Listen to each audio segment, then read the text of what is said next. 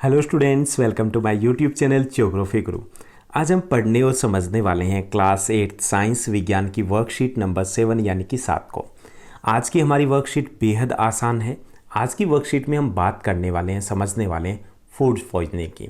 Food poisoning क्या होता है, कैसे होता है और कैसे उससे बचा जा सकता है, वो सब कुछ हम आज की वर्कशीट में समझने की कोशिश करेंगे। तो चलिए शुरुआत करते हैं। जैसा कि आप अपनी स्क्रीन के ऊपर देख पा रहे हैं, ये हमारी वर्कशीट नंबर 7 यानी कि कार्यपत्रक संख्या 7 है। हमारा विषय सब्जेक्ट साइंस विज्ञान है और आज की डेट है 16 अक्टूबर 2020, 16 अक्टूबर 2020। कल रात पिंकी अपने भाई के साथ एक पार्टी में गई। वहाँ पर उन्होंने केक, पिज़्ज़ा, बर्गर, गोलगप्पे, कचौड़ी और भी बहुत कुछ ठूस ठूस के खा लिया। हम भी ऐसा ही करते ना, शादी में जाते हैं और शादी में जाने के बाद ये नहीं देखा जाता कि पेट का क्या हाल होगा, बस हमें सब चीज़ें टेस्ट करनी ज़रूरी है, वरना क्या फ़ायदा हुआ शादी में जाने का।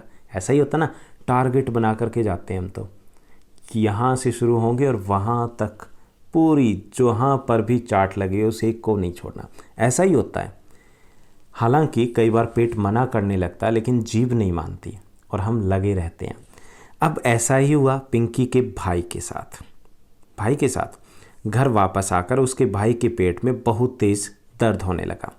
उसके साथ साथ उल्टी दस्त भी होने लगे। तब उसके पिताजी भाई को हॉस्पिटल ले गए, जहां डॉक्टर साहब ने बताया कि उसके भाई को फूड पॉइजनिंग या खाद्य विषाक्तन हो गया है। अब खाद्य विषाक्तन बड़ा ओड वर्ड लग रहा है, फूड पॉइजनिंग ही समझो तो बेटर है।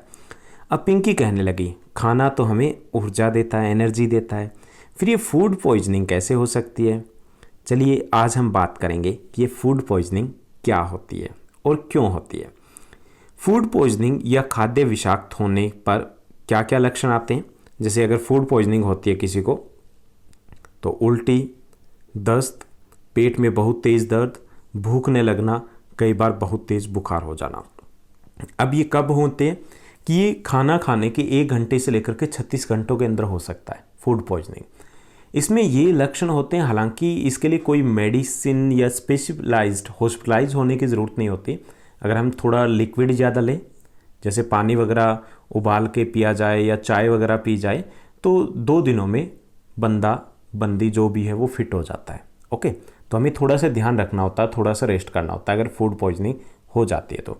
अब ये फूड पॉइजनिंग किसके कारण होती है कि ई कोलाई और साल्मोनेला ये सूक्ष्म जीव होते हैं, ये खाद्य पदार्थों को विषाक्त यानी कि दूषित कर देते हैं। अब उसी दूषित खाने को जब हम खाते हैं तो फूड पॉइजनिंग होती है।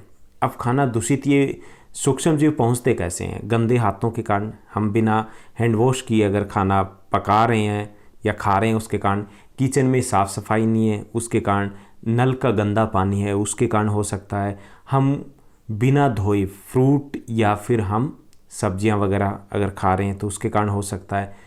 और जो स्ट्रीट फूड होता है, रेडी पे हम जो खाते हैं, जो बिना गिने हुए हम 20-20, 25-25 गोलगप्पे आप जो खाते हो, उससे भी फूड पॉइजनिंग हो जाता है, क्योंकि वहाँ पे डस्ट वगैरह सब कुछ जमा होता है, उससे भी खाना दूषित हो जाता है। तो ऐसे फूड पॉइजनिंग होती है।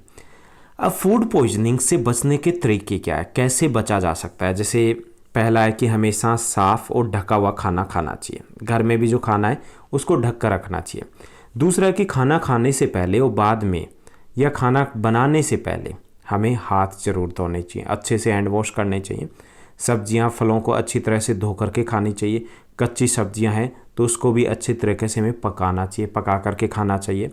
और कोशिश ये करनी चाहिए कि हमेशा ताज़ा खाना खाएँ। यदि बच जाए तो उसे फ्रिज में रख दें। अगर बाहर खुले में छोड़ा तो फूड पॉइजनिंग हो सकती है। तो ये थी हमारी आज की वर्कशीट, जिसमें हमने आसान सा टॉपिक समझा, फूड पॉइजनिंग क्या होती है। अब आसान से कुछ क्वेश्चन दिए गए। आज की वर्कशीट में कुल 5 क्वेश्चन दिए हुए हैं। पहला जो क्वेश्चन है, खाद्य विषाक्तन यानी कि फूड पॉइजनिंग क्या होती है, किसे कहते हैं? फूड पॉइजनिंग तब होती है जब हम ऐसा खाना खाते हैं जिसे दूषित कर दिया गया हो, तो उसे हम फूड पॉइजनिंग बोलते हैं।